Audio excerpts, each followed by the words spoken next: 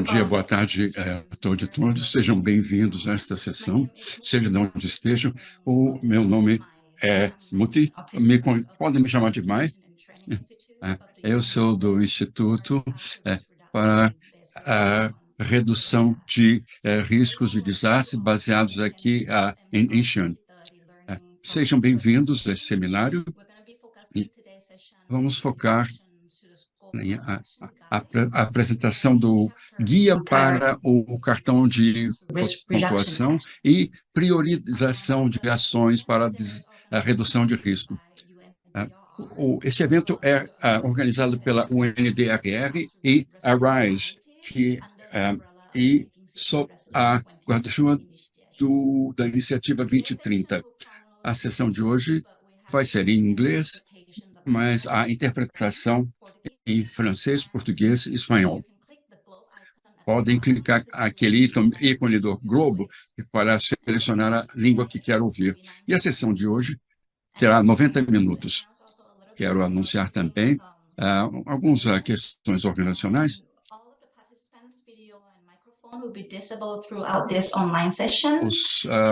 Os microfones dos públicos serão cortados, mas há uma chat box aberta para interação.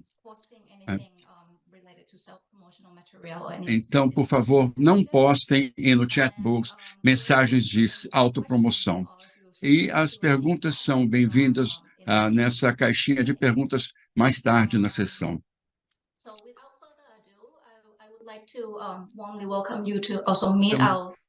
quero lhes dar as boas-vindas dos nossos oradores. Ambos os speakers vão fazer a sua apresentação por vídeo. O primeiro é Sanjay Bhatia, diretor do Instituto Global de Educação e Treinamento da UNDRR. Seja bem-vindo, Sr. Sanjay.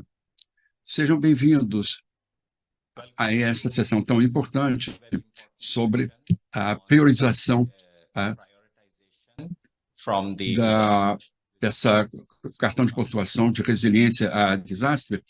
Isso é parte do webinar de cidades que muitos já participaram, que é sob a guarda-chuva do programa Fazer as Cidades Resilientes 2030, que tem mais do que 1.500 cidades e 1.600 cidades com uma população de 500 milhões de residentes pelo mundo. Como sabem, para ajudar as cidades a passar nessa jornada de resiliência, que é o status A, B e C, e, ao mesmo tempo, eles oferecemos ferramentas, incluindo o cartão de pontuação para resistência a desastres. Uma das falhas do uso dessa ferramenta foi que ela pode nos ajudar a identificar áreas para melhorias, pode nos ajudar a identificar aonde estamos, para onde temos que ir, mas, portanto, é uma ferramenta de diagnóstico, mas o que ela não faz é explicar como priorizar as ações ou nos projetos que precisamos para cuidar dessas falhas. Então, esse guia, que vamos falar sobre ela, trata de como usar esse cartão de pontuação, identificando falhas, identificando ações e como priorizar entre essas ações de forma que vocês possam estar naquele primeiro passo para a preparação de projetos. Uso esta oportunidade para agradecer os membros do ARISE, da rede ARISE, que é uma rede do setor privado que ajuda não apenas governos locais, mas também governos nacionais de todo o mundo, e também ajuda outros atores do setor privado para adaptar e adotar medidas de resiliência para que possam ser melhor preparados e enfrentar desastres melhor, com menos perdas e danos. Portanto, a rede ARISE é muito importante, tem sido muito importante para desenvolver esse guia. E dois outros membros vão apresentar esse guia hoje. Então, com isso, eu dou as boas-vindas a todos, e eu sei que todos queremos, estamos esperando essa apresentação e as discussões que se seguirão. Thank you. Muito obrigado. Agora temos também o senhor Hans-Peter Toffers, o co-presidente, que também será, ouviremos uma gravação dele. Bom dia, boa tarde, boa noite, senhoras e senhores. Sejam bem-vindos a esse webinar, onde nossos colegas norte-americanos do setor privado vão apresentar um guia de ação complementando o cartão de pontuação de resiliência a desastres para as cidades. Como co-presidente do UNRS, da Aliança para Resiliência de Desastres, eu felicito a OPAI, em especial a RISE United States, por seus esforços para realizar esse guia de ação para o cartão. Esse guia ajuda a renovar e acelerar a ação para cumprir a promessa da estrutura Sendai para evitar a criação de novos riscos, reduzir os riscos existentes, enquanto continuamos a investir em resiliência. O guia de ação para criar e priorizar um plano de ação e preparar um projeto como um complemento ao cartão de pontuação de resiliência para as cidades resulta das contribuições da rede ARISE dos Estados Unidos em colaboração com a UNDRR, iniciativa Tornar as Cidades Resilientes, 2030. Construir resiliência exige uma abordagem de toda a sociedade.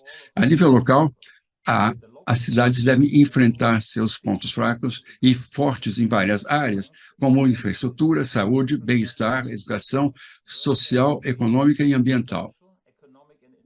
Um sistema tem diferentes donos, interesses e cronogramas, o que faz um desafio gerir as necessidades técnicas e as rotas críticas. Com o primeiro passo, as cidades podem listar suas prioridades graças ao cartão de pontuação da UNDRR para as cidades. Nesse contexto, depois que se entende as ações e interações, é necessário um segundo passo. Esse passo é como estabelecer as prioridades das ações mais necessárias e decidir como ir em frente. Neste webinar, vocês vão conhecer o guia de ação para o cartão de pontuação.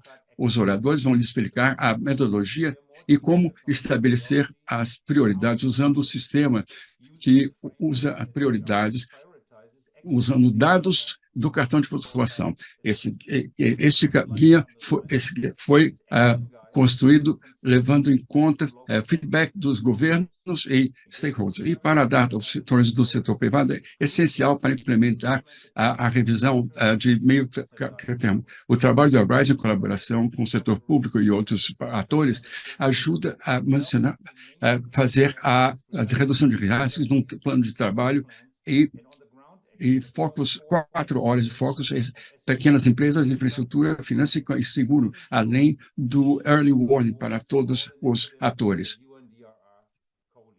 A revisão de meio termo para a comunidade global, incluindo governos locais e o setor privado, são esforços para escalar financiamento, instrumentos de financiamento e investimento para a redução de riscos. Esses mecanismos para a informação de risco e para compartilhar a decisão de tomar decisão em todos os setores, para setores que trabalham em parcerias e dão soluções inovadoras quando possível, e reforçar a governança, incluindo negócios e associações profissionais, setor privado e instituições de financiamento para a ciência, para diminuir os riscos e continuar assim engajado em colaborar com os países e os grupos de atores. Esse guia de ação é um exemplo de como podemos começar ver os resultados da revisão e acelerar nosso trabalho em construir resiliência.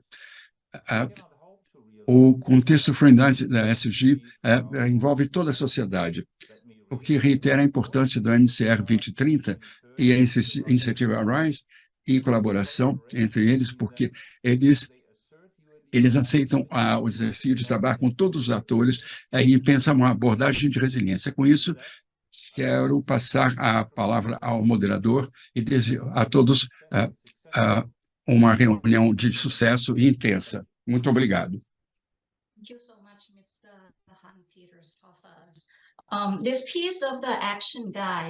Muito obrigado. Esse guia de ação é muito interessante para nós, porque ela cuida das falhas que temos ouvido dos governos locais, e nessa sessão é uma boa oportunidade para ouvir dos especialistas sobre a metodologia. E a sessão está sendo gravada e vamos compartilhar a gravação no nosso website. E há a possibilidade de interagir no chat box. Então, quero também lhes apresentar nossos especialistas que vão falar sobre guia de atitude.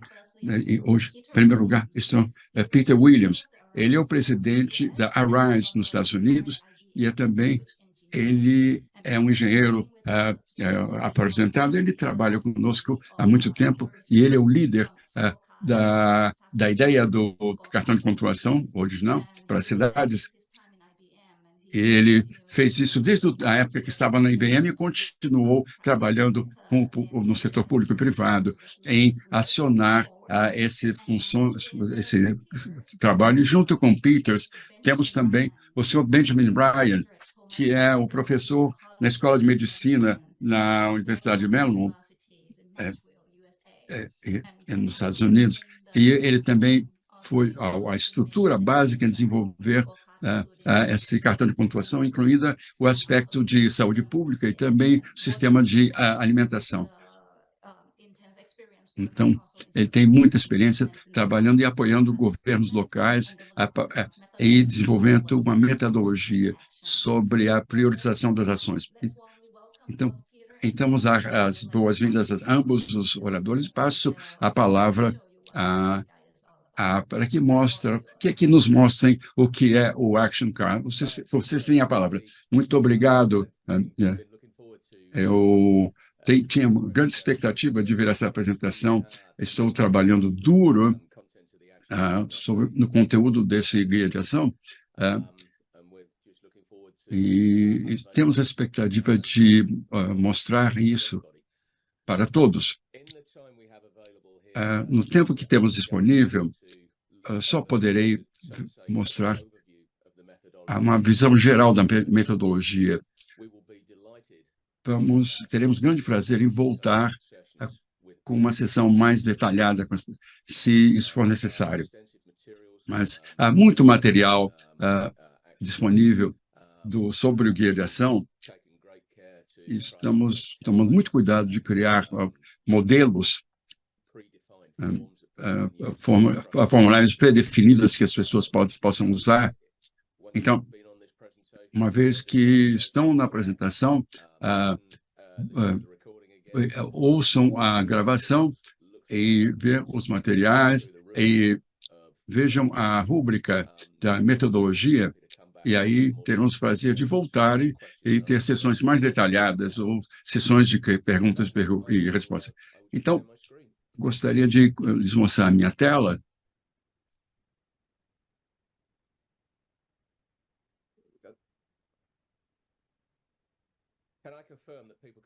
Então, eu espero que possam ver a minha tela. Muito bem. Então, como o Hans-Peter disse, esse cartão de pontuação, eles usam um sistema de sistemas. Se vamos fazer uma cidade mais resiliente, temos que abordar as necessidades de cada um desses sistemas. E, mais importante, vamos ter que abordar os pontos onde esses sistemas interagem uns com os outros. Cada um desses sistemas tem diferentes proprietários, interesses, stakeholders e diferentes cronogramas. Então, para fazer um sistema único é certamente complexo. Então, o Scorecard, ele ajuda muito pessoal a criar uma baseline dos seus pontos fortes e fracos, mas com qualquer Scorecard é menos eficaz a decidir quais são os próximos passos. E é para isso que nós criamos esse guia de ação. O que tentaremos fazer com esse guia de ação é tentar de ver em frente dessa baseline que a Scorecard criou eh, e ver um programa coerente. E em alguns anos, eh, veremos o que se pode alcançar. O guia de ação foi criado, a criação foi liderada pelo Arise United States. Hum, hum, hum,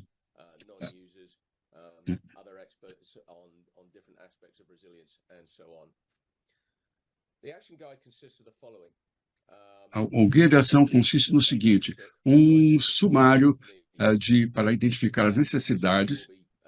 O Então, em cenário resumo, será será exibido numa publicação em disponível para breve. todos, A e priorização da metodologia, que é a essa apresentação metodologia aqui, e e a as documentações, documentação, o o envolvimento engajamento da comunitário, comunidade que isso também está é disponível para as pessoas no avaliarem, draft, e o o financiamento financiamento, e o orçamento, isso que as pessoas que as veem pessoas que é podem o mais elaborar difícil, com esses como scorecards em cada elaborar caso um caso de comercial e como garantir negócios os fundos e para a redução redução de de riscos. desastres. Isso também está numa minuta Isso também está final, que disponível passará para para avaliação. avaliação, para que todos possam ver. E, finalmente, Finalmente, um compêndio de um compêndio padrões, que é criando criar uma uma lista de lista padrões que globais envolvidos na redução de riscos de desastres. E não temos ele pronto ainda, mas temos um plano já andando com a Universidade dos Estados Unidos, de modo a transformar isso numa ferramenta online. Como eu já disse, essa apresentação ela aborda o capítulo 2 do Guia de Ações. O capítulo 2 vai mostrar a vocês como criar um plano de resiliência a partir dos dados da sua ficha do scorecard, né? Então, nós temos exemplos trabalhados já a partir de um cenário de enchente fictícia. Nós vamos mostrar a vocês como fazer. A gente vai compilar a agenda de resiliência com ações necessárias para reduzir o risco de desastres na sua cidade. Criar um plano e projetos claros com os grupos envolvidos nessa agenda, né? E com papéis claros. Também identificar os benefícios que vão justificar o investimento necessário em cada um desses projetos. Como estabelecer a sequência e as prioridades para o que pode vir a ser um programa de vários anos. Porque não é possível fazer uma cidade resiliente da noite para o dia. Então, é algo que será estendido ao longo do tempo. E como estabelecer o equilíbrio entre o valor e a eficiência dos programas de desastres. Estabelecer também a vida é confusa. Num ponto pode ser muito claro quando se trata de desastres, né, de redução de risco de desastres. Mas também temos as realidades políticas e financeiras que bloqueiam o nosso caminho. E como lidar com isso? Esses slides que vamos mostrar aqui a vocês possuem uma versão em documento da metodologia, e tanto o documento quanto os slides são acompanhados por modelos que vocês podem baixar para começar a estruturar as suas ideias. É bem provável que vocês consigam completar essa metodologia só em um ou dois workshops. Pode ser, eu recomendo que vocês comecem devagar e vão metodologicamente fazendo isso ao longo do tempo. Nós temos alguns pré-requisitos. Existem algumas coisas que vocês precisam fazer antes de começar essa metodologia. A primeira coisa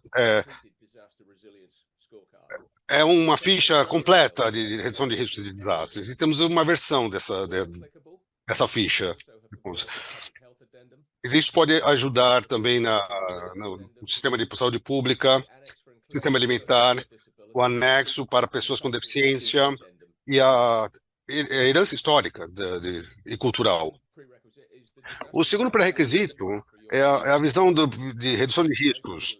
E como que abraçamos essa ideia, essas questões?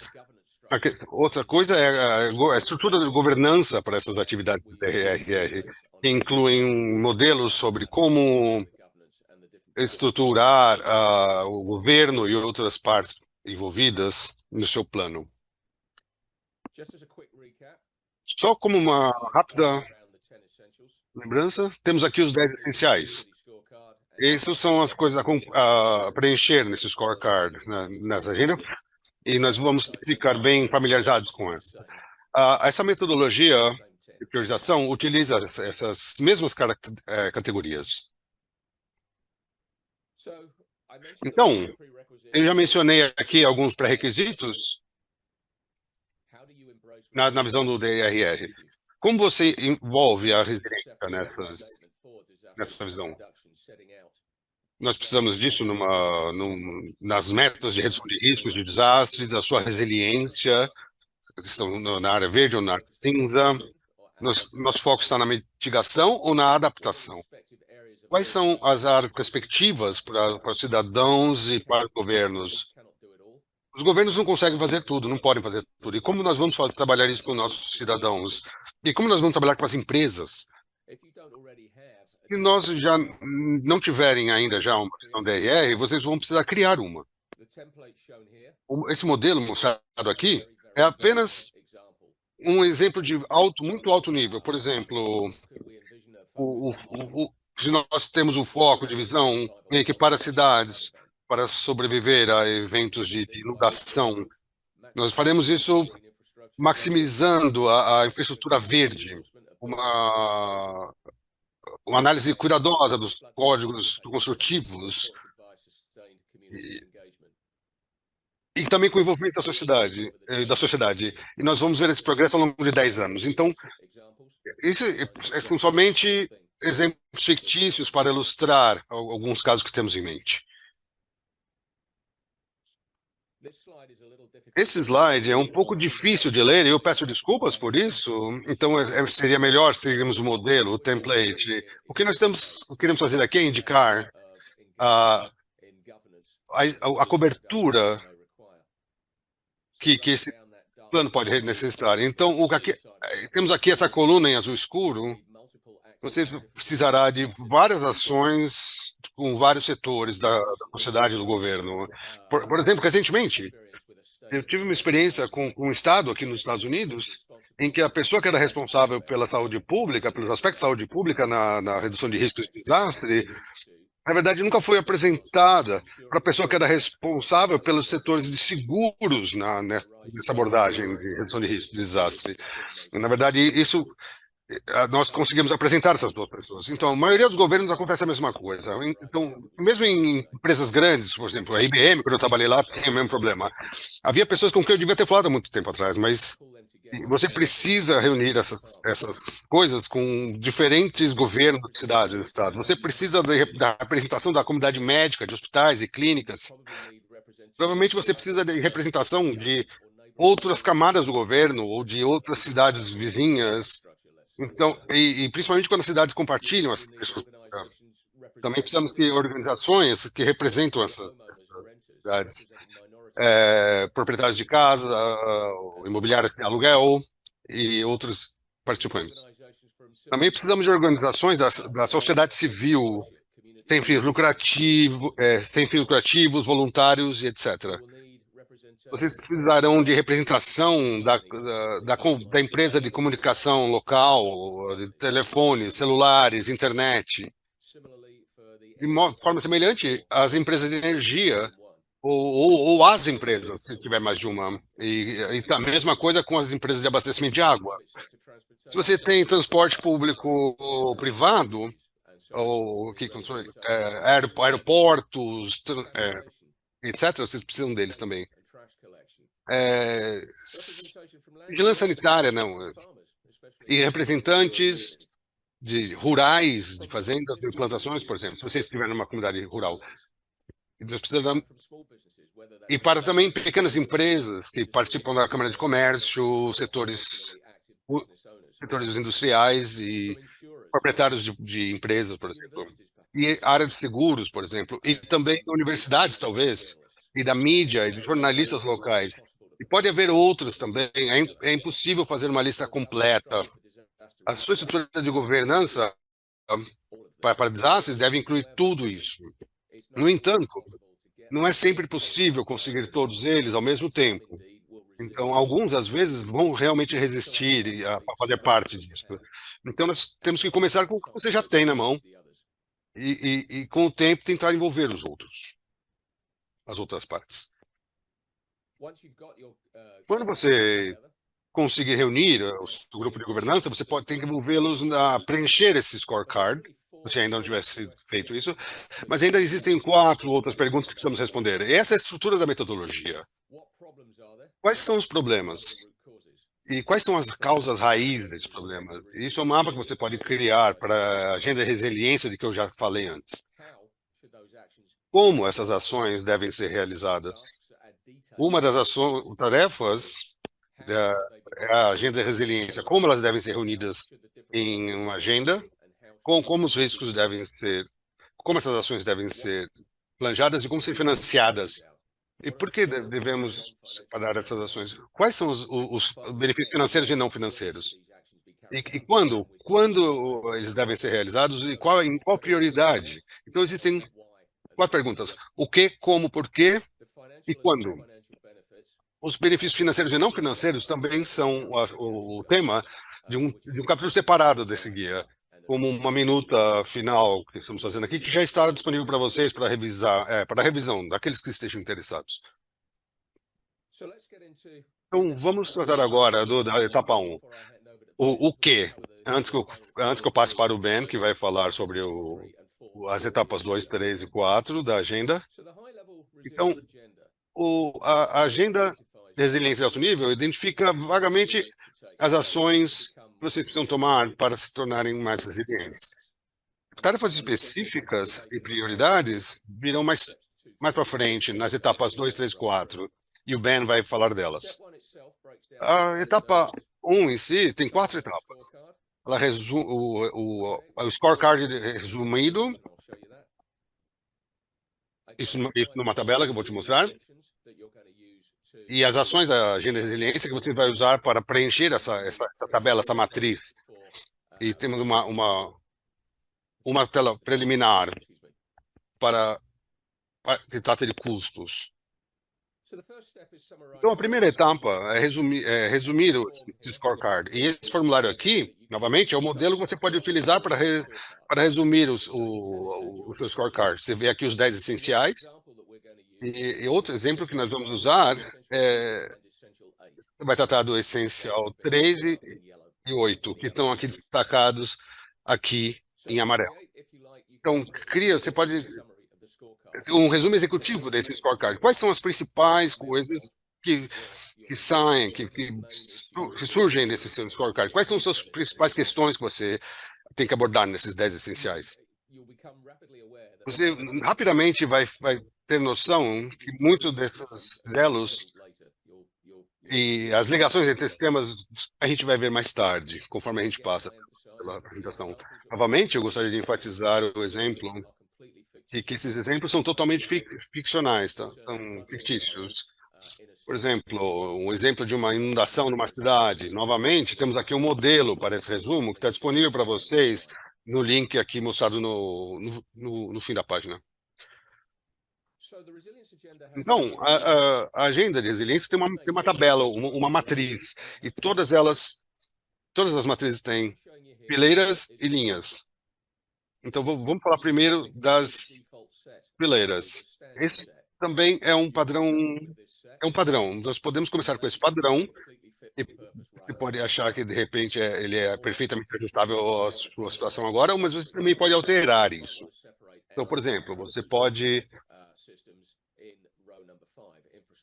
também pode trabalhar na infraestrutura. Você também pode combinar esses itens por algum motivo, por organizações, ou eles geralmente combinam.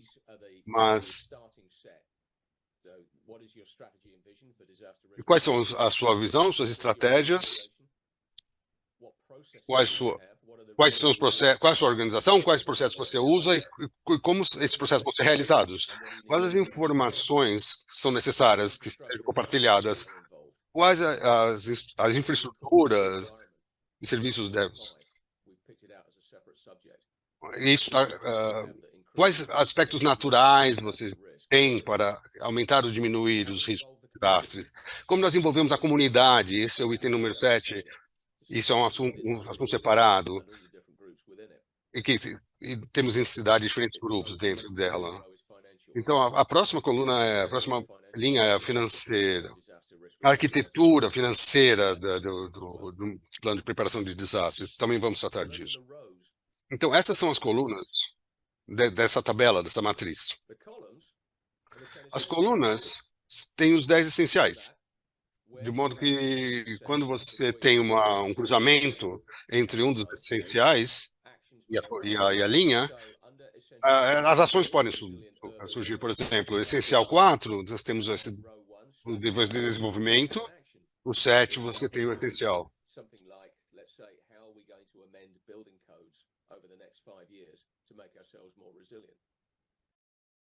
And so on. You can have actions that arise Então, potentially. ações potenciais em qualquer intersecção.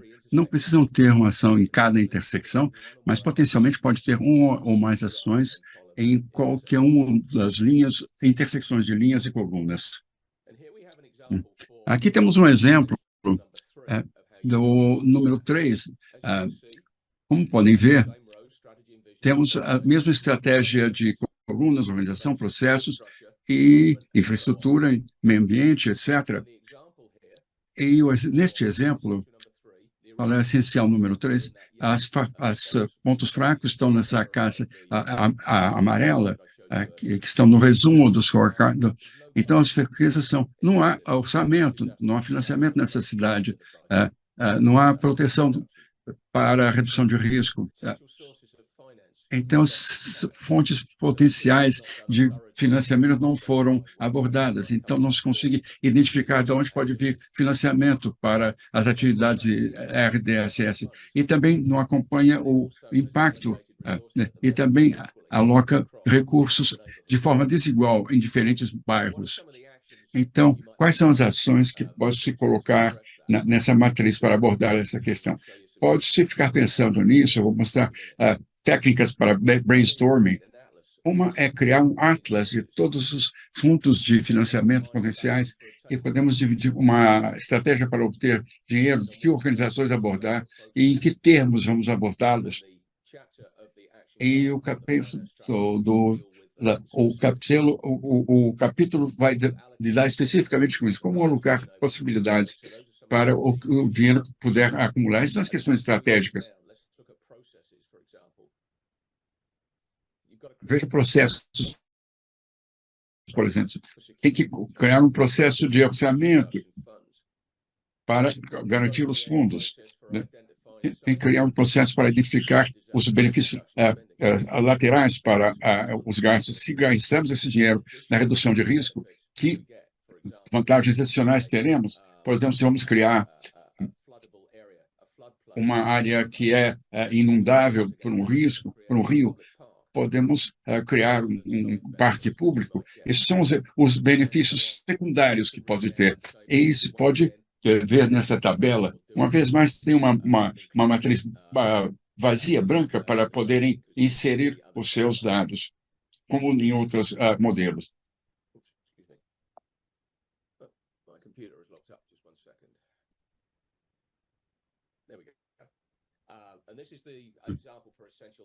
Esse é o exemplo para a ajuda essencial. Nós lembram que estamos trabalhando no essencial 3. No essencial 8, os problemas que a cidade tem é o sistema de esgotamento para grandes chuvas. E o problema é que tem sistema de energia e comunicações tem risco em inundação. O terceiro foi as estradas mais importantes têm risco de deslizamentos. Então, podem ver as ações que podem se gerar a cada intersecção de pontos essenciais no matriz da agenda. Isso aqui são um exemplo fictício para ilustrar esse modelo está disponível no link que podem ver no final, embaixo na página. Então, esse é o ponto 1, tá? Agora, temos que pensar adiante sobre as ações que temos que fazer nessa matriz da agenda de resiliência. Às vezes, as ações são claras. Por exemplo, se houvesse, pode haver uma ação sobre a seção 3, um dos problemas que essa cidade fictícia tem foi de gastos desiguais ao longo dos bairros. Pode-se gerar uma ação que diz coletar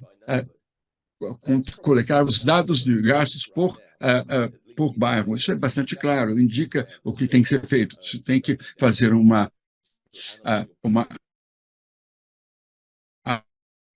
analisar o orçamento e ver o que está sendo gasto em cada bairro. E, finalmente, eu vou fazer isso no Excel, ou já tem a cidade já tem um esquema. Por exemplo, pensar mais sobre como fazê-lo é a questão do passo 2. E aí vamos cobrir isso.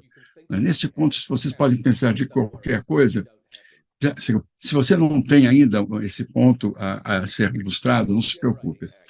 Ao gerar ações, às vezes não é muito claro o que temos que fazer.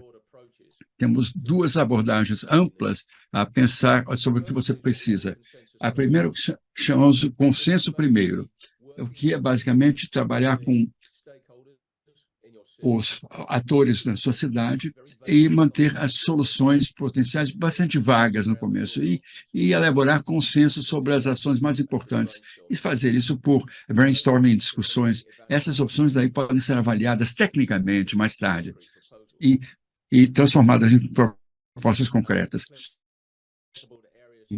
Isso deve ser aplicável a áreas como engajamento da comunidade, que eles têm um conteúdo baixo, como fazer o sistema de telefone celular resiliente a desastre.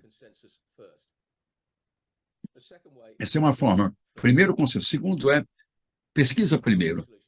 Avaliar as soluções, fazendo pesquisa do problema, usando universidades próximas ou usando consultores. Isso inclui soluções adotadas de outras áreas. Por exemplo, no nosso exemplo fictício, essa cidade pode querer ver o que está acontecendo na Holanda, onde as cidades são muito sujeitas a inundações, ou na China, onde a ideia da cidade esponja maximiza as ciclovias, e também pode levar semanas ou anos, e pode se exigir um passo de engenharia. Então, o primeiro passo se aplica às áreas com mais alto conteúdo técnico. Elas não se excluem mutuamente, você pode combinar consenso primeiro ou pesquisa primeiro. Por exemplo, se a sua pesquisa primeiro vem com uma solução específica que vai afetar um certo bairro, vocês vão querer analisar essa cidade ou estabelecer os parâmetros sociais dentro dos quais as soluções falharam. Então, um exigiria uma pesquisa e o segundo vai exigir consenso e daí pesquisa. E, na verdade, que abordagem você usa, que isso depende da cultura na sociedade e a cultura em cada bairro, assim como a natureza do problema. Uma técnica que se pode usar é chamado 5 porquês. Quando você monta a sua matriz, será crítico para ter certeza que você identifica as causas raiz de cada ação de resiliência. Então, vamos ver o exemplo aqui do sistema de esgoto para tempestades. Por que ele é frágil? Uma razão pode ser, ao longo da linha laranja, tem muito concreto na cidade, não tem suficientes esgotos. Uma das razões pode ser desenvolvimento urbano irregular, pode ser códigos civis errados, e pode ser não puderam estabelecer rotas de contorno. E uma razão uma das razões é o conhecimento da população. Então, isso é falta de desenvolvimento inteligente. Por que falta desenvolvimento inteligente? Falta de conhecimento sobre desenvolvimento. Não há pessoas treinadas para isso. Uma pode ser que você tem uma cultura no departamento de planejamento da cidade que ainda é muito tradicional. Então, também porque é má aplicação da lei, porque os inspetores da cidade foram subornados, ou há muito poucos inspetores, né? Você pode ver, então, como você vai indo, você faz a pergunta por quê, há cinco níveis, até que se chega na causa raiz. Nem sempre são necessários cinco, vem que algumas das linhas param, e você vê que alguns das entidades elas são redundantes, mas identificá-las e colocar na matriz de qualquer forma, nas intersecções adequadas. Um ponto importante aqui um ponto importante é o exemplo. Algumas das ações adicionais que aparecem no lado direito do gráfico têm a ver com outros essenciais 1, 2, 3, 4, 6, 7 e 8, nesse exemplo. Então, esse é um exemplo de onde que diferentes essenciais são interconectados e podemos examinar um e identificarmos ações em outro essencial. Em termos da matriz, pode-se examinar ações numa cor e vai se identificar ações que vão para uma outra cor.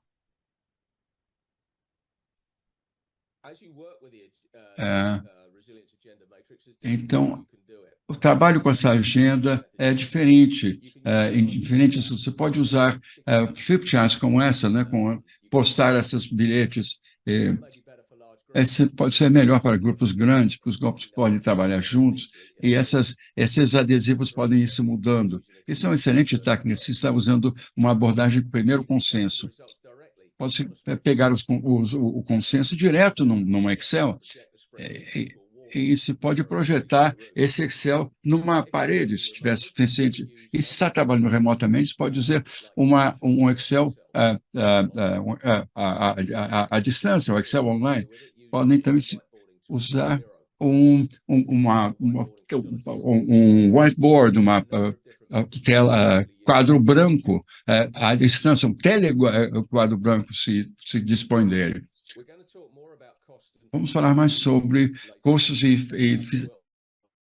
possibilidades, mas mais tarde vamos ver também há um capítulo diferente sobre finanças que está sendo preparado nesse guia de ação, mas deve-se ter uma abordagem inicial sobre possibilidades, sobre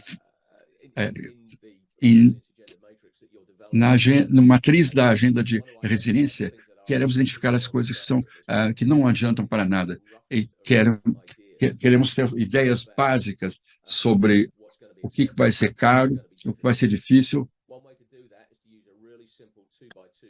Para isso, pode-se usar uma grade assim de 2 por 2. Então, embaixo está falando impacto e benefício, baixo impacto, baixo vantagem. Em cima, alto impacto e alto benefício. E no eixo vertical, falar das dificuldades. Se é difícil para fazer, ou vai ser mais fácil de fazer. Então, essas coisas que de alto impacto e baixa dificuldade, vamos conversar com esses. E as que são de alto impacto e alta dificuldade,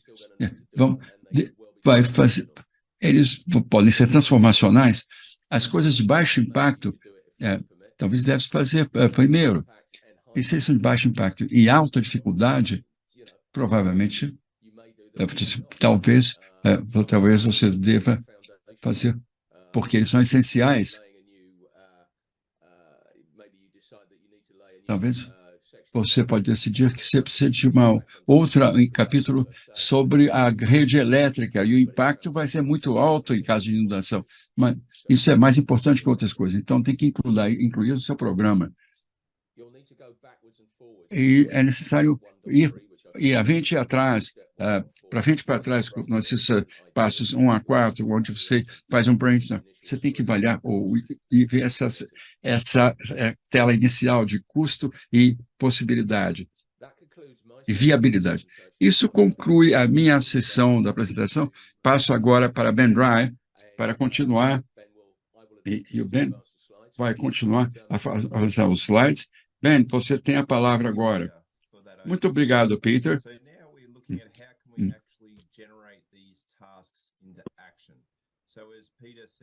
De modo que, como o Peter disse, nós temos os quadros diferentes do 2. O que nós realmente podemos fazer? O que é viável?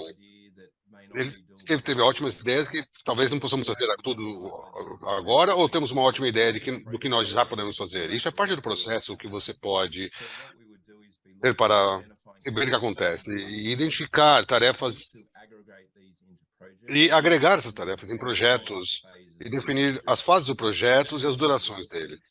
E aqui chegamos ao item 2, que vou mostrar exemplos também. Próximo slide. Então, para identificar as tarefas que são praticáveis, né? O que é praticável? Se a tarefa foi passada para alguém e implementada, temos cenários diferentes em que podemos ter casos de chuvas pesadas, ou precisamos de mais árvores, ou de aditamentos para controlar essas enchentes e torna as coisas mais claras de como serem executadas. Como gerente, ou como eu posso realizar essas coisas, como eu posso implementar. Isso pode ser dividido também em fases, em pedaços, e vou falar disso um pouco mais adiante. Nós precisamos manter em mente também que a tarefa precisa ser concluída rapidamente, porque isso pode existir meses ou anos. Isso é uma forma de voltar para a matriz de atualização, né? E isso o que nós podemos difícil e outras coisas podem ser mais fáceis. E podemos ver também, né, nessa matriz aqui, que está já no modelo que está sendo desenvolvido, né, lado direito, vocês podem ver nessa coluna da direita alguns exemplos de tarefas. Então, pode ser a investigação de fontes de fundos do governo e passar por esse Atlas para ver quais são os possíveis mecanismos de financiamento. Talvez seja um financiamento pelo setor privado, se tem um setor muito grande naquela sociedade, ou membros da comunidade afetados por enchentes ou desastres, e talvez não possam ter acesso a isso. Então, pode haver interesse do setor privado para ajudar essa comunidade a ficar mais resiliente, como fábricas, setores e negócios que continuem funcionando. Isso também pode envolver investimentos do governo.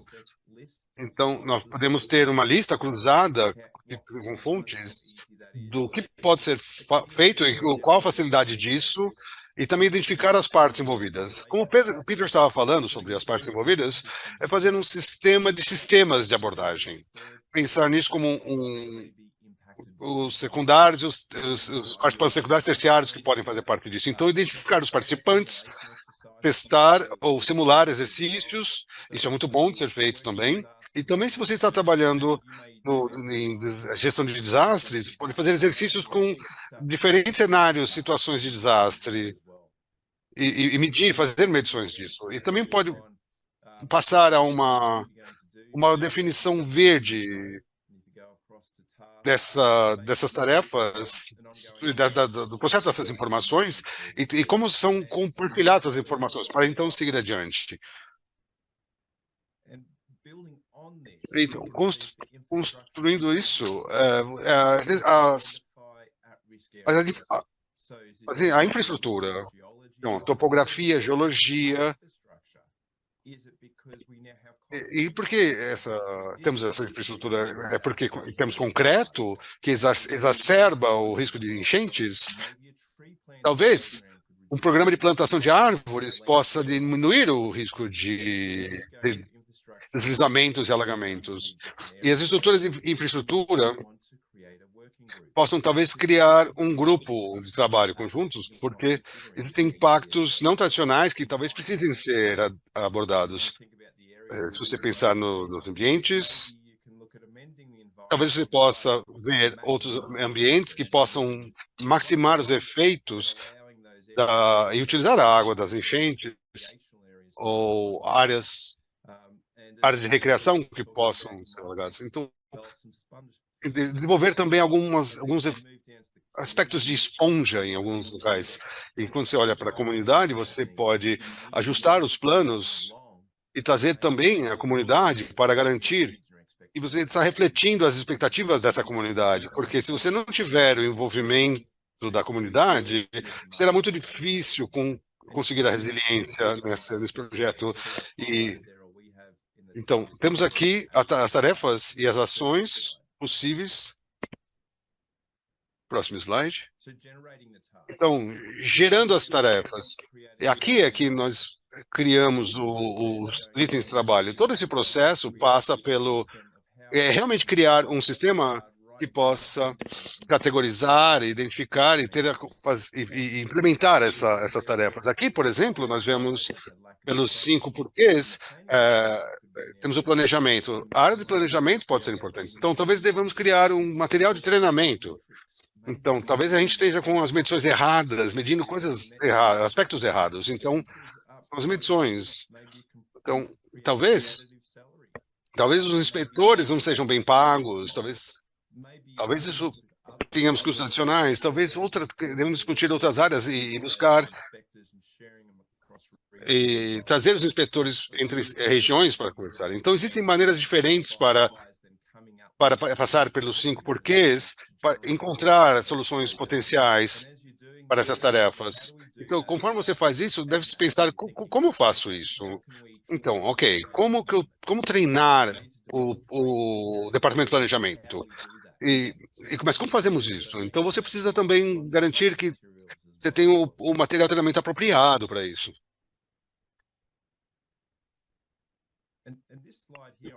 E nesse slide aqui, vou falar um exemplo de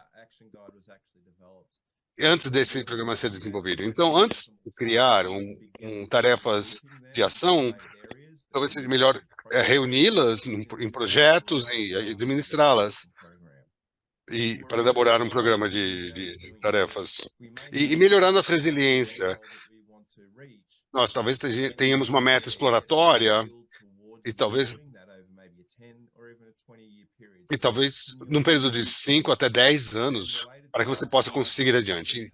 Então, essas tarefas relacionadas têm o mesmo objetivo específico conforme você progride. E nesse exemplo aqui, isso ocorreu na Austrália, em Cairns, na Austrália, que é no Nordeste, perto da Grande Barreira de Corais, que está muito sujeita a ciclones, tufões, depende da parte do mundo que você está.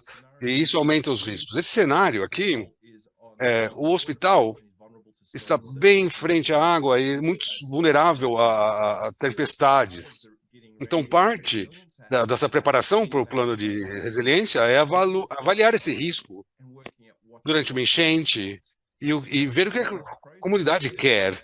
Durante uma crise, nós podemos identificar que a comunidade não quer que o hospital saia dali e quer mantê-lo ali. Então, isso nos deu uma tarefa clara e objetiva para trabalhar em outro plano que permitisse com que esse hospital continuasse funcionando mesmo durante uma enchente, uma tempestade.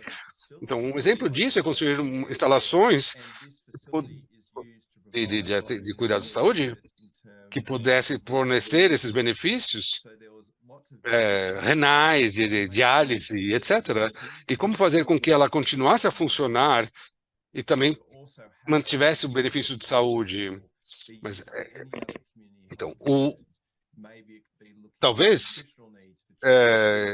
necessidades de nutrição da comunidade, também tubulações. Isso também é muito semelhante ao que está acontecendo agora em Bangladesh, com os abrigos que foram criados lá para evacuação. Como podemos usar essas instalações em situações que não envolvem desastres, em outras situações? Essas são as lições aprendidas em desastres que devem ser melhoradas com aprendizado para cada evento.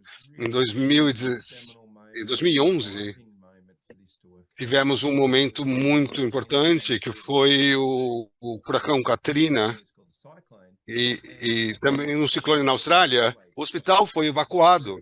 Isso resultou em pacientes sendo levados para 1.700 quilômetros de distância. Então, isso teve uso de aeronaves militares e houve um centro médico instalado de emergência. E isso acontece também em muitas outras partes do mundo, que nós talvez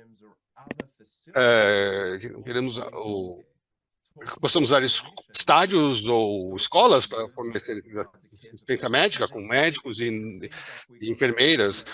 O feedback que nós tivemos desse processo é que esses médicos prefeririam estar num hospital em que eles têm familiaridade, que eles conhecem, numa situação de desastre, ao invés de um ginásio, porque você está movendo todos os equipamentos, tem questões de higiene, segurança dos pacientes, segurança dos trabalhadores. Então, isso vira completamente a maneira como enxergamos esses cenários no futuro.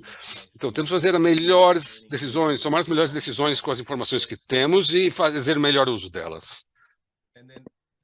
E depois disso, seguindo esse processo, como governador ou prefeito local, vamos dar uma olhada nisso, vamos ver o que podemos fazer melhor. Que é uma prática muito boa na gestão de desastres. Nós queremos saber mais sobre o que podemos fazer na próxima vez. Então, temos uma revisão multissetorial do sistema de saúde e o que nós identificamos para os hospitais, vocês podem ver aqui do lado direito abaixo, que são de frente ao mar, frente à água. Nós temos várias unidades de bombeamento que permitem para proteger o hospital, que está muito vulnerável, para mantê-lo funcionando, porque você tem uma enchente e o hospital não funciona, você não consegue fazê-lo operar e tem que evacuá-lo. Então, é aí que nós percebemos a utilidade dessa visão multissetorial, porque com a ajuda do governo podemos identificar como ajudar esse hospital. E também com as agências com as autoridades de transporte. Então, identificamos que o aeroporto também estava em local baixo. Então, nós estamos trabalhando nessas situações, nesse cenário, por alguns anos, e também com um grupo certo de pessoas, porque será que podemos usar práticas diferentes? Podemos usar médicos para criar planos diferentes, alternativos? Então, assim, podemos incluir as melhores opções para essas entidades de saúde. Então, estaríamos trabalhando com participantes multissetoriais e a conclusão foi que, se nós pudéssemos replicar esse departamento e aumentar a capacidade em termos de ressuscitação, estabilização e também, ou, por exemplo, evacuar as pessoas usando um heliponto, isso aumentaria a resiliência. Então, nós desenvolvemos esse plano como uma método alternativo, então, com a comunidade, governos, tomadores de decisão, e isso foi muito mais barato do que realocar um hospital e também aumentamos a resiliência no caso desse cenário.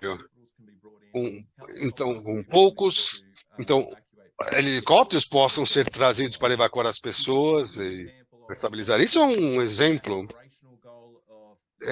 É uma exploração dessa meta. E como mitigar esses riscos para um nível aceitável? E esse nível aceitável que é o que torna a sociedade feliz para conviver com. Então, isso é só um exemplo. Quando passamos pelo scorecard, nessas situações, e que começam a definir o que é possível de ser feito. Então, nós também estamos numa situação que podemos criar toda essa infraestrutura do nada, simplesmente por causa do custo absurdo. Então, esse cenário, as pessoas vão mitigar os riscos, mas se isso acontecer numa situação de desastre, nós precisamos ter um plano alternativo. E isso é parte do processo. Ao longo de todo esse processo, nós também destacamos as vulnerabilidades do plano. E ao longo do sistema de gestão médica, todas essas partes envolvidas, se nós tivermos esse cenário, são essas medidas que têm que ser tomadas. Então, nós temos que pensar em resiliência e capacidades. Então, vocês podem ver aqui, por esse exemplo, como nós agregamos esses programas, essas tarefas, nesse setup, né, nessa configuração. O que nós podemos fazer? Os planejamentos. Pode ser também um desenvolvimento, simplesmente desenvolver um plano, e isso, etapa, já segue adiante para criar outros processos sobre financiamento que podemos usar no caso de um desastre. Então, estaremos usando... Então, criar um programa Então, quais são os benefícios? Se você tem um lugar menos sujeito a alagamento, seu fornecimento vai aumentar, sua cadeia de fornecimento vai aumentar. Agora, como alternativa, você também pode ter veículos que transportem capacidades em momentos de desastre também. Isso no nível da comunidade. Então, criar critérios, políticas, definições. Eu sei que tenho discussões com o CEO de uma empresa logística, algo que pode ser muito benéfico para a sua empresa. De modo que você possa trabalhar em todo o projeto, de orçamento também,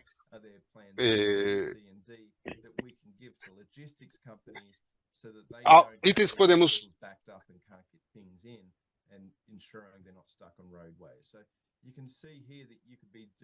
ver aqui que podemos estar fazendo isso a nível governo e engajar o setor privado, vai ajudar a desenvolver soluções que vão ajudar a comunidade a funcionar.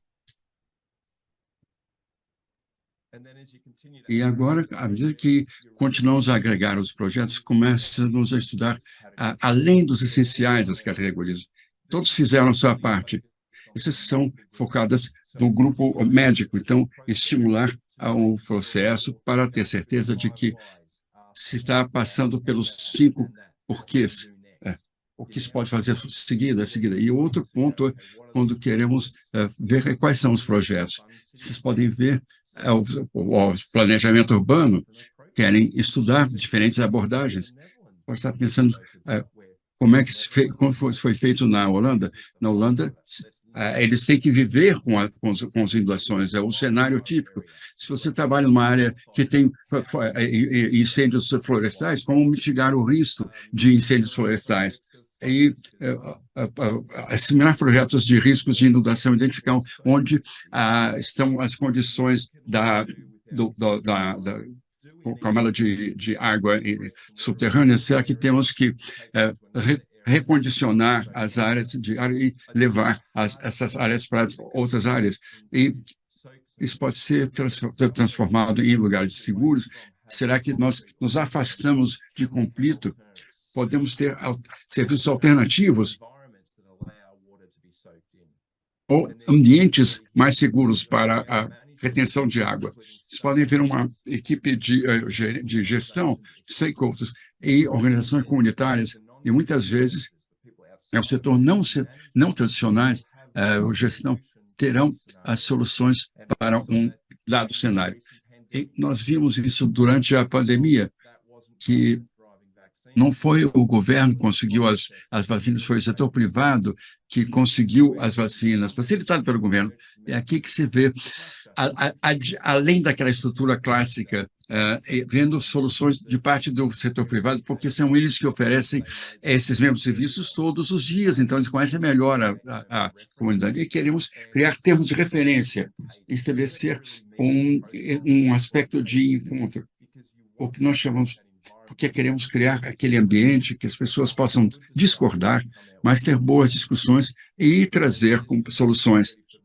E quando se começa a ver isso, se começa a imaginar o método para cidades seguras. Você pode se ver do ponto de vista da cidade, aonde estão as zonas seguras. Queremos engajar os membros da comunidade, porque vai haver alguma inundação, mas aí é melhor a gente ter essa inundação em outra área. E quais os ajustes que temos que fazer? E no slide anterior, nós falamos de alguns programas, precisamos pensar que alguns programas também. Então, nesse ponto, não estamos sendo perfeitos, não estamos focando em termos de tempo e duração. Estamos focados em tarefas. Estamos aparecendo se temos um cronograma, ele não é rígido. Os projetos anteriores que falamos, pode-se estimar um cronograma como estabelecimento de orçamento, 2, 3 a 6 meses. Aquele outro cenário de Keynes foi um processo de 3 ou 4 anos. Então, até estar totalmente ativado. Eu diria 5 anos ao total para aquele projeto. As vantagens, a avaliação e qual é o custo de não fazer alguma coisa. The benefits of that. Storm sewer upgrade planning. So if you don't actually plan to do these upgrades or these adjustments, Esgotamento para fazer essas melhoras no sistema de esgotamento, pode-se validar que é um processo validado como um cartão de pontuação. Então, mesmo conseguir fundos é difícil. Melhor lugar é passar esse processo num esquema de 18 meses para apresentar um plano que daí possa receber fundos e que alguns vão dizer, não, já pode ser implementado assim que tiver o dinheiro. Esse pode ser um cenário que aquele planejamento pode levar até 36 meses ou 3 anos, e aí se vê aquele tipo de rollout, 4 anos até a implementação. Você precisa começar fazendo o trabalho, e se há uma crise de desastre nessa área, nesse período, se pode defender na sua prontidão, porque tem que se ver, pelo menos entender o risco, e se pode levar esse risco para microgestão, e as pessoas podem desenvolver pontos de contingência se esse cenário vier a ocorrer durante esses 5 ou 7 anos. Temos planos para cada área. Isso também leva a outro posto, o passo 3 do why. Então, temos que validar a evidência. É aqui que nós geremos as racional para cada projeto. E é aqui onde se começa a ter diferentes projetos prontos para receber dinheiro. Os passos 3 e 4. É o porquê. É o caso de negócio. Isso tudo leva ao cartão de pontuação, pensando no processo de pensamento estratégico, esse pensamento de sistemas para sistemas, para ver o que a gente pode ver como uma solução potencial. Podemos estabelecer indicadores críticos e uma ordem de tamanho, avaliar o que é isso. Isso pode levar a um retorno no investimento. Então, é aqui onde juntamos evidência. Quem está exposto a que risco e como isso pode mudar no futuro? Quais são as consequências financeiras prováveis que nós não prevemos? Também você tem que perguntar essas perguntas. E se não fizermos o projeto? E se fizermos o projeto? Em que estágio estamos? E qual custa mais? Quais são os impactos na comunidade, na economia ou no meio ambiente? Qual será mais rápido? Então, pensando sobre fatores de ação imediata que podem fazer a comunidade mais resiliente em 12 meses, e qual opção parece ser a melhor em termos gerais?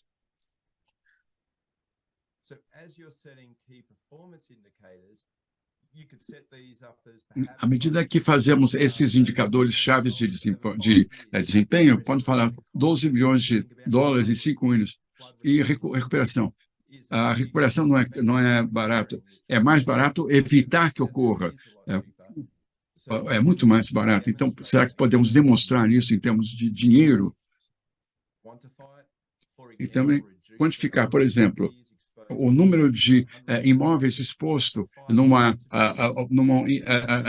inundação de uma em cada 100 anos, outra de 500, ou que barreiras para inundações podemos colocar para reduzir o risco, não eliminar se houver a inundação, mas mitigar o efeito na comunidade. Pode-se ver isso aqui embaixo à direita. Esse é um cenário, e também lá em cima, são melhorar a estabilidade financeira e social na região. Pode começar a pensar quantos negócios queremos manter operacionais. Ou você pode ver uma quantificação, verificar na comunidade. 75% dos residentes, quando interrogados, eles concordam que a sua comunidade agora está mais estável. Ou redução de 75% de negócios fechando, lógico. E também pode-se obter esses dados comparado com outras áreas onde as medidas estão funcionando, comparado com outras regiões que não tiveram essa análise de redução de risco. E como podem ver, então, uma ordem de magnitude. Queremos pensar uma segunda ordem de benefícios. é aqui que entra o sistema de gestão de risco, onde o setor lucrativo pode entrar para uma ordem de magnitude. Pode-se reduzir o dano ambiental, pode-se melhorar o serviço, eu vou relocar os custos. Isso pode reduzir custos de seguro, reduzir os custos fora da cidade, por exemplo, onde uma estrada é protegida. Se a gente protege essa estrada, significa que outras partes do país vão ter acesso e reduzir o impacto de saúde, por exemplo, ou aumentar o valor, viver com essa água. Quando não houver mais água, ter outros problemas. Aumentar a proteção da comunidade. São todas as vantagens que se pode ter, onde se vê uma segunda ordem de vantagens, onde se pode ver se as vantagens primárias são reduzir perda de vida, reduzir danos e impacto econômico. Então, se pode dizer, tudo isso são vantagens colaterais. Isso faz a comunidade mais resiliente e mais ágil ao se adaptar aos choques do sistema em si. E cada projeto tem que ser calculado o custo. E tem que se pensar nos dividendos do custo. Se isso é factível, há diferentes cenários. Por exemplo, se reconstrui uma estrada ou um parque, o custo pode ser menos do que fazer os trabalhos isoladamente. Então, aqui se pensa uma abordagem de sistemas, ou atualizar um edifício para risco de desastre. Então, tem os custos de manutenção, o custo de serviço. Isso não necessariamente tem que ser investimentos pesados em infraestrutura, talvez só ajustar alguns dos sistemas existentes. Então, você tem diferentes materiais que se pode usar, que pode ser mais flexível e capaz de absorver um terremoto, por exemplo. Podem ver aqui, o exemplo da Holanda, como que se movimenta essa. Se for um incêndio florestal, como viver com um incêndio. Sempre vai haver fumaça, as pessoas vão estar em risco de inalação, como enfrentar esse risco de desastre. E queremos considerar também, especialmente quanto o custo detalhado, porque antes da autorização, os decisores querem saber quais serão as outras vantagens colaterais. E, às vezes, precisamos de um especialista, alguém que pode ajudar a calcular o custo. E cada um tem que ter um instrumento, um custo individualizado. Então, você pode ver esse cartão de pontuação, identificar áreas que têm plano de desenvolvimento e passar começando com uma ordem de magnitude muito grande e diminuindo o foco, acertando o foco. Nesse ponto, o retorno ao investimento, e o capítulo 4, o Action Guide vai dar um conselho como fazer. E você precisa incluir o fluxo de capital, os custos de operação, através do tempo. E a declaração de fluxo de capital e o retorno sobre investimento.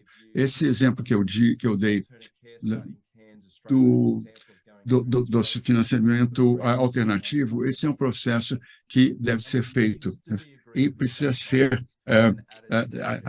tem que ter a concordância dos atores que possam ver nessas imagens casas flutuantes, casas que podem levantar ou são flutuantes. É um exemplo de aprender a viver com o risco de desastre, porque o risco sempre vai estar lá, sempre vai estar. Então, confirmando as prioridades, uma vez que fizemos esse trabalho, como confirmar quais são as prioridades e qual é o passo final? É aqui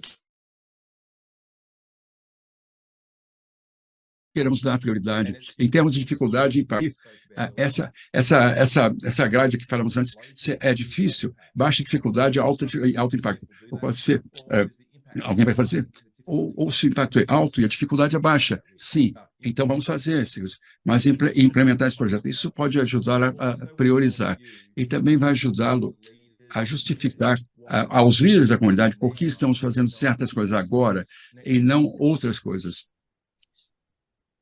Próximo slide. Aí podem ver aqui, pode ser até mais linhas de grade. É possível, à medida que se passa nesse processo, queremos grupos de multi-atores examinar essa grade, porque cada grupo tem diferente abordagem. Se você quiser usar uma escola como abrigo em tempo de desastre, o Departamento de Educação pode dizer, não, isso vai ter um impacto muito grande sobre a comunidade. Então, pode ver isso e pensar, bom, isso é uma área que não queremos usar. Talvez não vai nem entrar em consideração, onde talvez plantar árvores e outros aspectos de reduzir o risco de deslizamento seja mais fácil. E pode-se ver uma alternativa.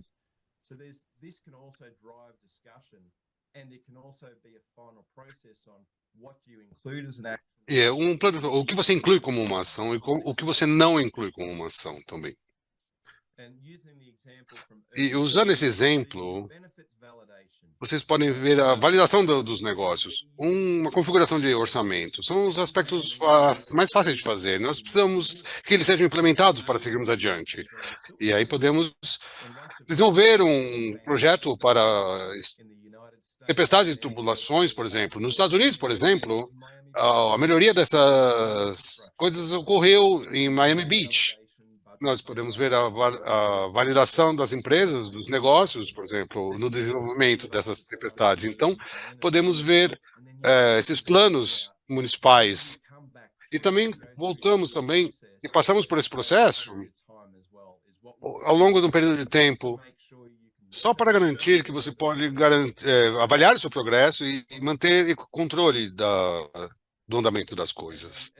E conforme você passa por esse programa, você pode ver aqui que você muda para a duração desses programas, como discutido anteriormente, você começa a ver, quando você prioriza isso, você realmente começa a ver como você pode realmente verificar a duração do projeto e aonde você quer chegar.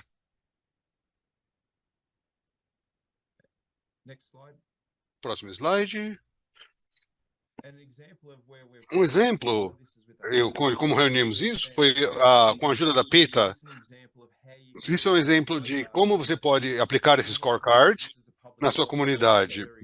Isso é um exemplo muito bom. Você pode aplicar o scorecard e começar a agregar as finanças também e começar a priorizar as coisas. Esse é um exemplo de um projeto custeado pela uma organização sem fins lucrativos financiada pela Nações Unidas, que aplicou esse scorecard em workshops em vários países, em 5 continentes, e diversos participantes. Nós aplicamos os scorecards, tivemos todas as ações, todas as partes passando por essas ações de priorização, e então se reuniram em um grupo para classificar e priorizar as ações nesse processo. Então, isso volta diretamente à área de pesquisa e na abordagem de consenso. Então, primeiro consenso, depois a pesquisa. E essa pesquisa baseada no consenso permite que a gente possa identificar diferentes prioridades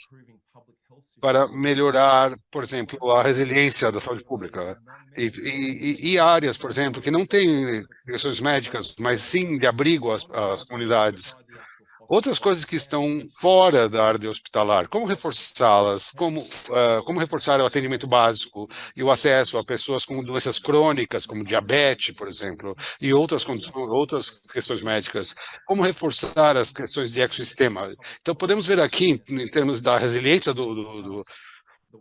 podemos ver em várias partes do mundo que estão contribuindo com esse projeto, que não era necessariamente construção física, mas são mas outras questões secundárias para o hospital, que reforçam a resiliência do hospital. Precisamos também estar preparados para outros fatores. Haverá coisas que vão acontecer durante o desastre. Partidos políticos diferentes, a aceitação que se altera e oportunidades para aproveitar outras coisas que ocorrem. Então, ao ter esse planejamento feito, você pode estar na posição, você consegue se adaptar ao que acontece.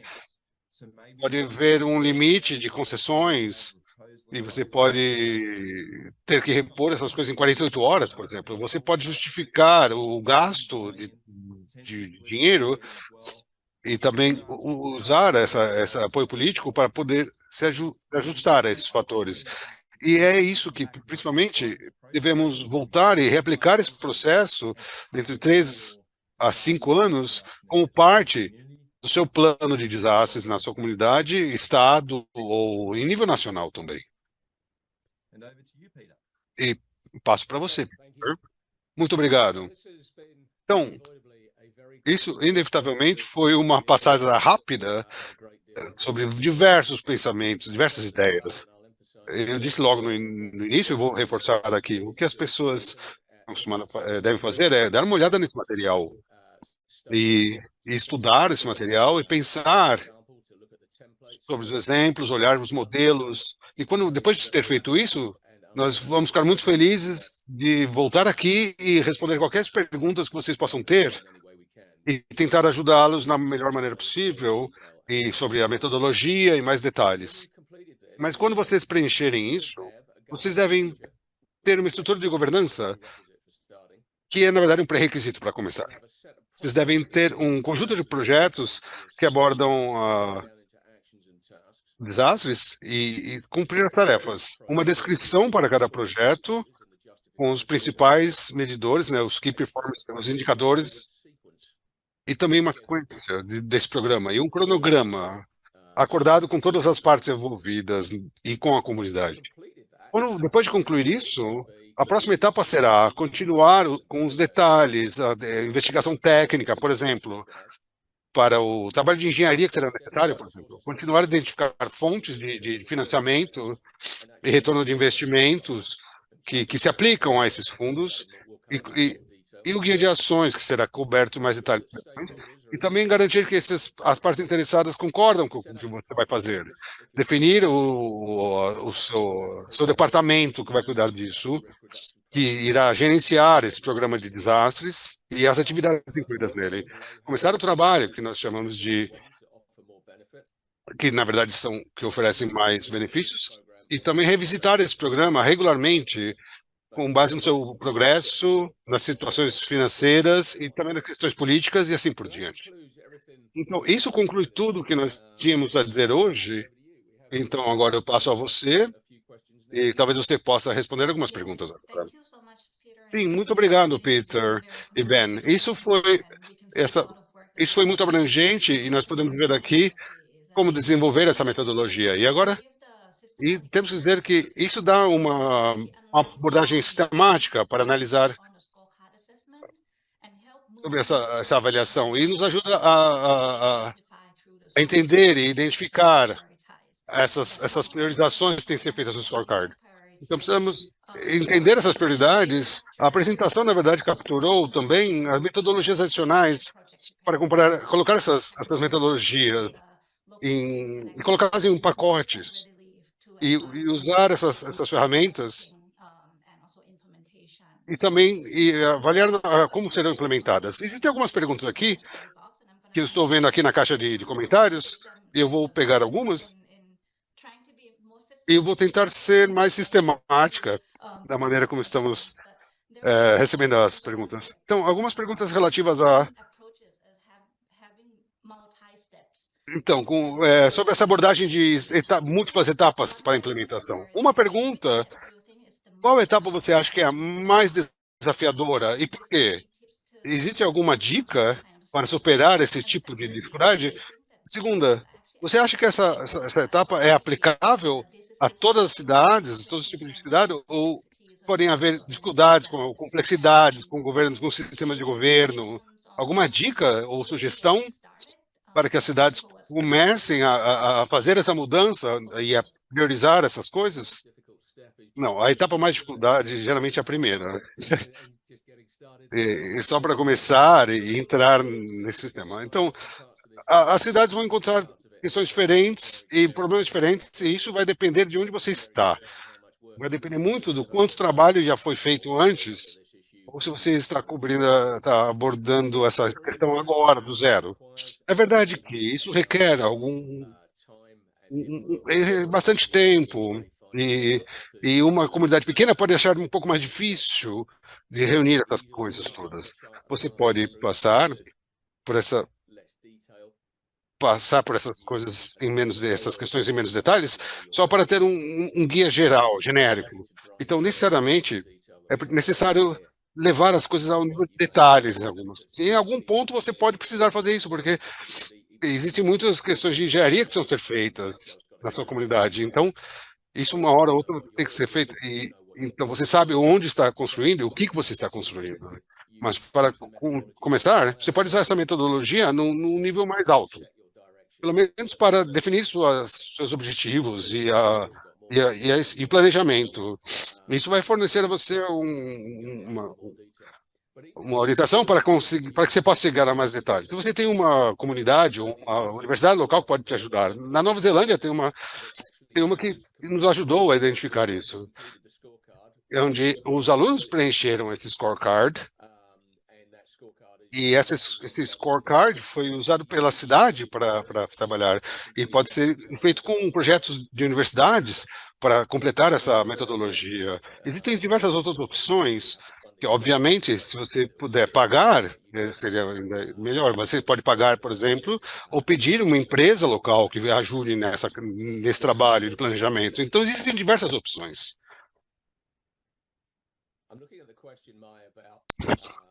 Estou vendo aqui uma pergunta do Miles sobre DRA.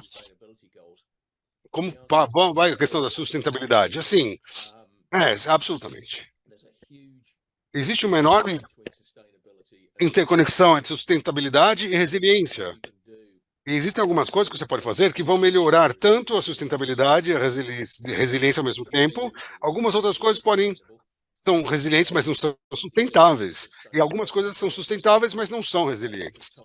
Então, em momentos diferentes, você pode ter que fazer alguma dessas coisas. Certamente, você pode sobrepor esses dois pensamentos na metodologia que nós descrevemos, para perguntar a si mesmo que, quando você conseguir o seu DRI, montar o seu DRI, se parece mais sustentável, e fazer o máximo uso do ecossistema, que é o número 5 do scorecard, ou nós estamos prejudicando a natureza ao fazer isso. Por exemplo, se nós colocamos um muro de concreto na frente do mar, pode não ser sustentável, mas é mais resiliente. Então, é necessário definir se vamos fazer isso. Então, se você vê a metodologia, você vê o modelo em que você pode explorar onde as coisas se sobrepõem em termos de resiliência. Então, de uma maneira a tentar minimizar, ou mesmo antecipar, ou prever as coisas com materiais que serão lançados nos anos seguintes, né, nos próximos anos. Não, só para contribuir com essa coisa, eu tenho falado com colegas que já usaram esse processo, e eu acho que você está certo, Peter. Passando pelos primeiros passos, nós começamos a ver que isso ajuda na resiliência.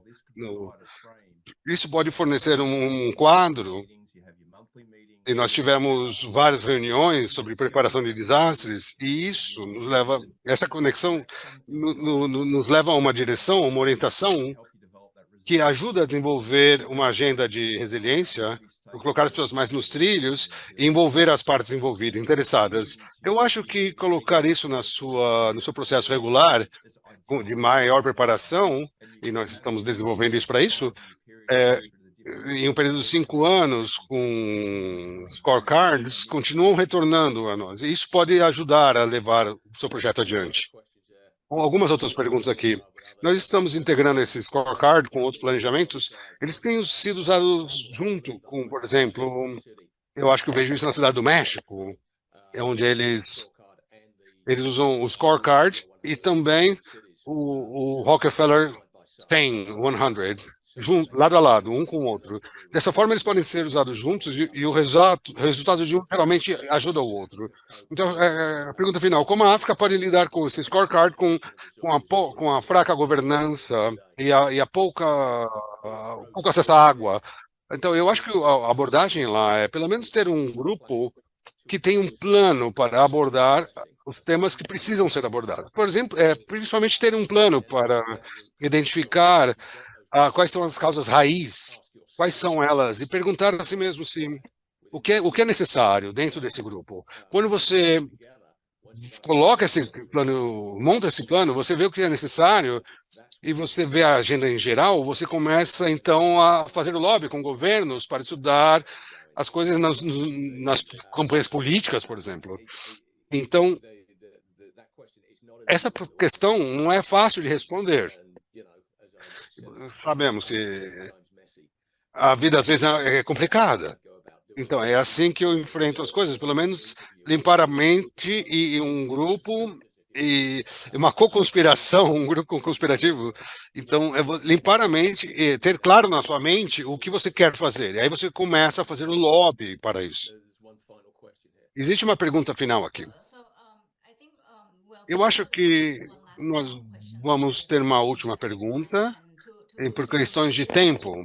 Então, para simplificar as perguntas, se você puder falar comentar um pouco mais sobre como garantir a aplicação desse scorecard e as diversas etapas de priorização das ações, e para garantir que nós consigamos manter as necessidades das comunidades, em vez de simplesmente a capital. Isso é o comentário que eu gostaria de fazer para garantir que as ações sejam priorizadas para as necessidades das comunidades. Então, esse comentário veio de uma... Não é a coerência que deveria existir.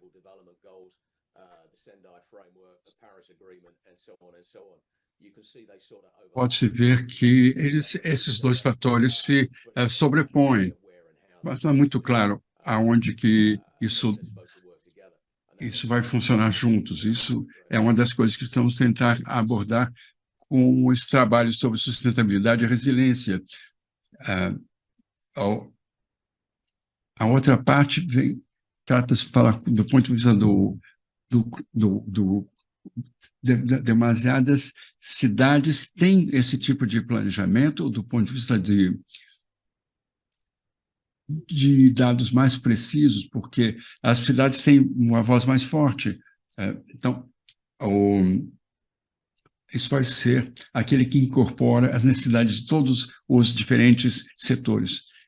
Não se pode dizer que ela seja resiliência, mesmo a parte mais rica da cidade também precisa de certas pessoas para tocar a infraestrutura, tocar lojas e por aí. Então, é uma besteira pensar que se pode fazer uma cidade inteira resiliente. Então, tenho muita simpatia por esse tipo de abordagem. Então, chegamos ao final da nossa sessão. Muito obrigado, Peter Ben, por nos mostrar esse guia. E para o público, temos esse guia de ação. Esse documento está online também, e tem o chatbox, e temos outros modelos. Todos os modelos que foram mostrados estão incluídos disponível online também. As gravações estão disponíveis também. A oradora amavelmente agradece aos intérpretes, que por sua vez agradecem, e esperamos que vamos nos ver em breve, e queremos ter mais feedback de todos e mais colaboração no futuro. Muito obrigado a todos e desejo um bom dia, uma boa noite, seja onde estiver que estejam.